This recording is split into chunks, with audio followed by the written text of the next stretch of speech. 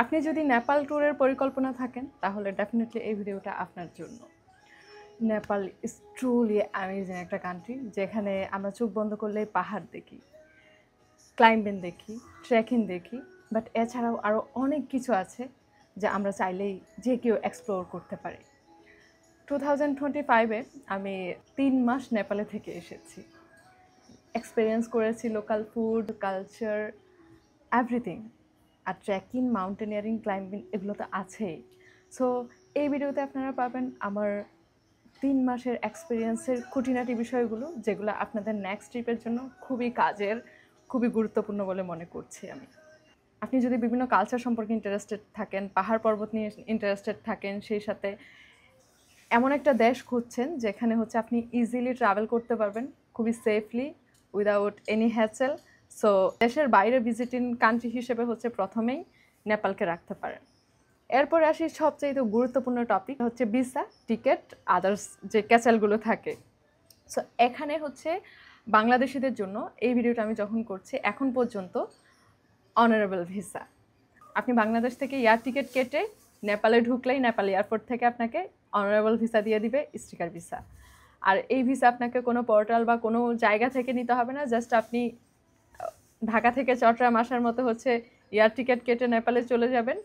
নেপাল এয়ারপোর্টে যখন নামবেন, ইমিগ্রেশন অফিস থেকে আপনাকে স্টিকার ভিসা দিয়ে দেওয়া হবে। আরও মজার বিষয় হচ্ছে প্রত্যেক বছরে আপনি 1 মাসের জন্য ফ্রি ভিসা পাচ্ছেন। সো প্রত্যেক বছরে 1 মাস আপনি ফ্রিতে হচ্ছে নেপাল ঘুরে আসতে পারতেছেন, যেটার জন্য আপনাকে ভিসা বাবদ কোনো টাকা পয়সা দিতে হচ্ছে না, কোনো এজেন্সিতে দৌড়াতে হচ্ছে না, কোনো অ্যাম্বাসিতে দৌড়াতে হচ্ছে না। সোজা হচ্ছে প্লেনের টিকিট কাটবেন, নেপাল যাবেন, ভিসা নিয়ে 1 মাস ঘুরে চলে আসবেন। আর এত এত মানুষ পাবেন ওখানে, আপনি বিভিন্ন কান্ট্রির, একটা দেশে গিয়ে আপনি হচ্ছে মনে হবে যে পুরো ওয়ার্ল্ডের মানুষের সাথে মিশতে পারছেন। নেপালে যাওয়ার পরে প্রথম যেই জিনিসটা প্রয়োজন হবে সেটা হচ্ছে সিম। কারণ উইদাউট ইন্টারনেট আমরা বর্তমানে বলতে গেলে কোনো কিছু চিন্তাই করতে পারি না। সেই জায়গা থেকে আপনি যখন বাংলাদেশ থেকে নেপালে ল্যান্ড করবেন, তখন আপনার বাংলাদেশের যে সিমটা থাকবে এটা ওখানে আনঅ্যাভেলেবেল হয়ে যাবে। রোমেন করে যদি নিয়ে যান, সেটা আমি ক্লিয়ারলি বলতে পারছি না। রোমেনে অনেক সময় অনেক দেশে প্রবলেম হয়, অনেক দেশে চলে, অনেক দেশে চলে না। সো সেই ক্ষেত্রে আপনি নেপালে গিয়ে যদি সিম কিনতে চান, সিম আপনি এয়ারপোর্টেও পাবেন, এয়ারপোর্ট থেকে বের হয়ে আপনি লোকাল দোকান থেকেও নিতে পারেন। নেপালে 2 ধরনের সিম আছে, জনপ্রিয়, খুব জনপ্রিয় 2টা সিম আছে। একটা হচ্ছে এনএসএল, এনটিসি, একটা গভর্নমেন্ট আর একটা হচ্ছে নন গভর্নমেন্ট। পাহাড়ের ক্ষেত্রে যে জিনিসটা হয়, নেপালের কিছু রিজিয়নে ওরা হচ্ছে নেটওয়ার্ক স্টাক করে রাখে, মানে ওয়াইফাই ছাড়া কাজ করে না ইন্টারনেটের ক্ষেত্রে, কিন্তু আপনি সিমে কল করতে পারবেন সিম দিয়ে। স্পেশালি হচ্ছে অন্নপূর্ণা রিজিয়নটাতে দেখা যায় আপনার সিমের নেটওয়ার্ক কাজ করছে বাট ইন্টারনেট কাজ করছে না। সো দ্যাট এই জিনিসগুলো মাথায় রাখবেন ওখানে গেলে। আপনি যদি পাহাড় ট্রেকিং করেন, সেক্ষেত্রে যেই রিজিয়নগুলোতে হচ্ছে আপনার সিমের ইন্টারনেট কাজ করে না, সো সেই জায়গাগুলোতে আপনাকে ডেফিনেটলি কটেজ বা হচ্ছে আপনি যেখানে থাকবেন ওখানকার ওয়াইফাই ইউজ করতে হবে বিশেষ প্রয়োজনে, আদারওয়াইজ উইদাউট ইন্টারনেট। এটার প্রাইস হচ্ছে 300 থেকে 1000-এর মধ্যে। 300-250-এর মধ্যে হচ্ছে আপনি অনলি সিম পাবেন। আপনি ডাটা দেন হচ্ছে কল সার্ভিস সহ শুরু করে সব যদি প্যাকেজ নিতে চান, 1000-এর মধ্যে হচ্ছে প্যাকেজ ইজিলি পেয়ে যাওয়া যায়। ওখানে কত দিনের আপনি নিতে চাচ্ছেন ওইভাবে হচ্ছে আলাদা আলাদা করে প্যাকেজ দেওয়া আছে। ওই প্যাকেজগুলো থেকে আপনি পিক করে আপনার সিম আপনি পেয়ে যাবেন। সেটা এয়ারপোর্ট থেকেও নিতে পারেন। এয়ারপোর্ট থেকে নিলে ডেফিনেটলি একটা জিনিস চেক করবেন, সেটা হচ্ছে ইনস্ট্যান্ট দাঁড়িয়ে আপনি সিমটা অ্যাক্টিভ করে নেবেন। আদারওয়াইজ ওদের ওখানে কিছু যারা হচ্ছে বোটগুলা থাকে, কিছু স্ক্যাম করে, বলবে যে আধা ঘন্টার মধ্যে চালু হয়ে যাচ্ছে, টাকা দিয়ে দেন।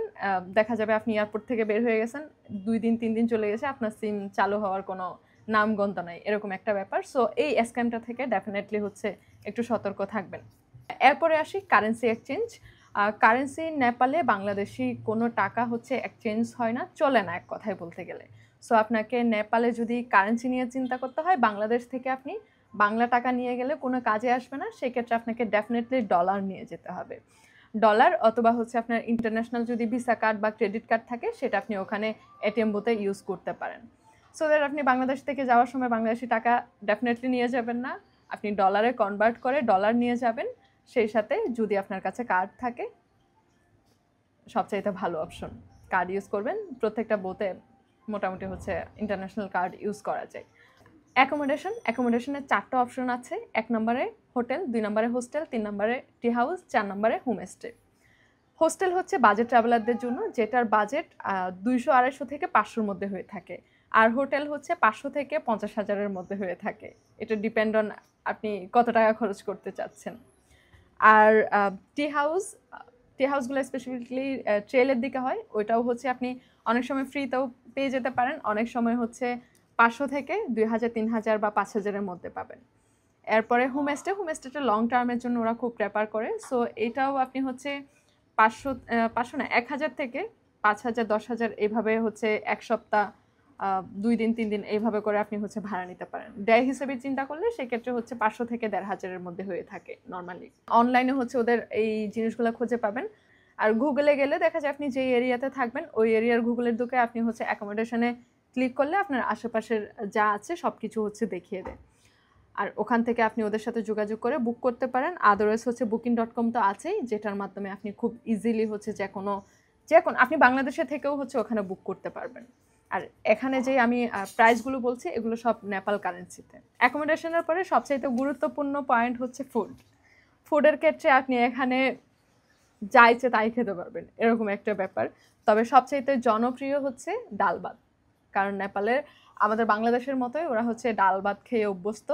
সো আপনি ডাল ভাতের বাজেট হচ্ছে 100 থেকে 1000 টাকার মধ্যে পাবেন। আপনি 100 টাকা দিয়েও ডাল ভাত খেতে পারবেন, এরকম জায়গাও আছে। আবার সেম লোকেশনে আপনি খুব ভিআইপি একটা হোটেলে ডাল ভাত খাচ্ছেন, সেটা 800, 900, 1000, 1500-ও হয়ে যেতে পারে।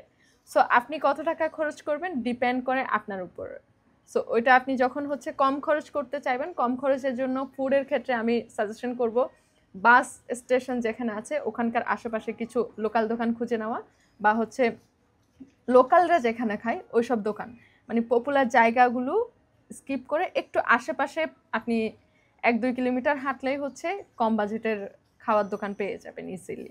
নেপালে আরেকটা বেশ জনপ্রিয় ফুড হচ্ছে মোমো ডেফিনেটলি খাবেন, মোমো না খেয়ে নেপাল থেকে আসবেনই না।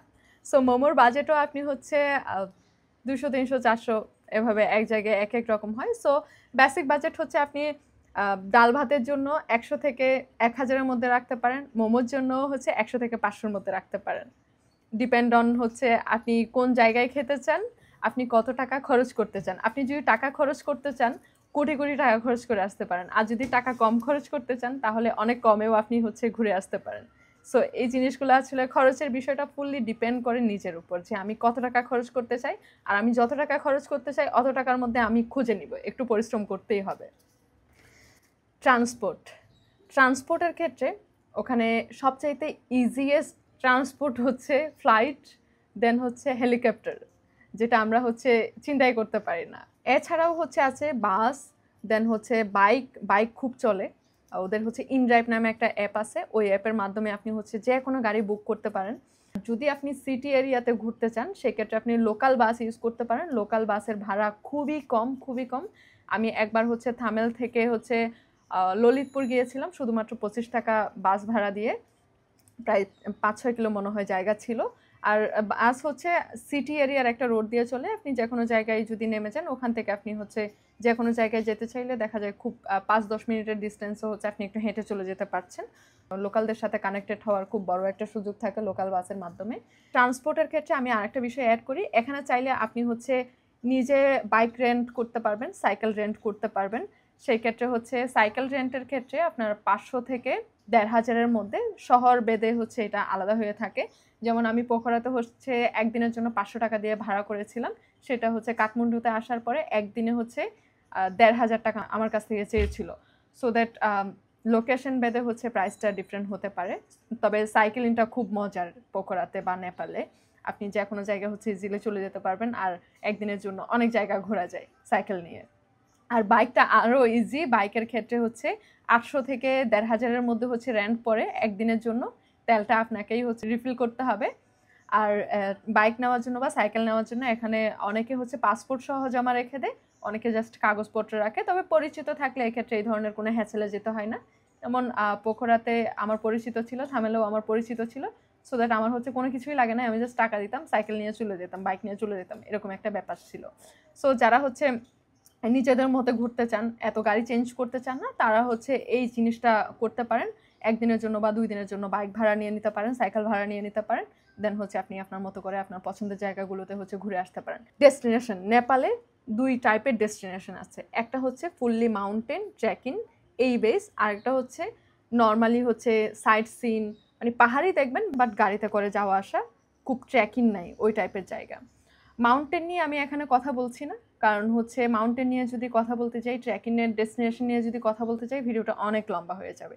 তাও শর্টলি বলে দিচ্ছি, আপনি রিজিয়নের কথাগুলো আমি বলে দিই।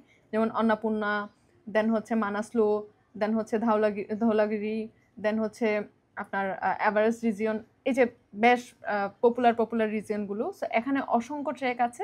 আপনি মাউন্টেন ট্রেকিং বা মাউন্টেন ক্লাইম্বিংয়ের জন্য যদি যেতে চান, সেটা ডেফিনেটলি আপনি ওইভাবে ঘাটাঘাটি করে যাবেন। ওইটা নিয়ে আমি এখানে কথা বলছি না, এখানে আমি কথা বলি অন্য ডেস্টিনেশন যেটা হচ্ছে যে কেউ হচ্ছে যেতে পারবে, গাড়িতে করে বা হচ্ছে ফ্লাইটে করে ইজি ওয়েজ যেতে পারবে। সেগুলো হচ্ছে কাঠমান্ডু, পোখরা, নাগরকোট, দেন হচ্ছে লুম্বিনী, আরও বেশ কিছু জায়গা আছে। কাঠমান্ডুতে যদি বলি, কাঠমান্ডু হচ্ছে খুবই ক্রাউড একটা প্লেস, সত্যি কথা বলতে। মানে এত বেশি ক্রাউড যে বলার বাইরে।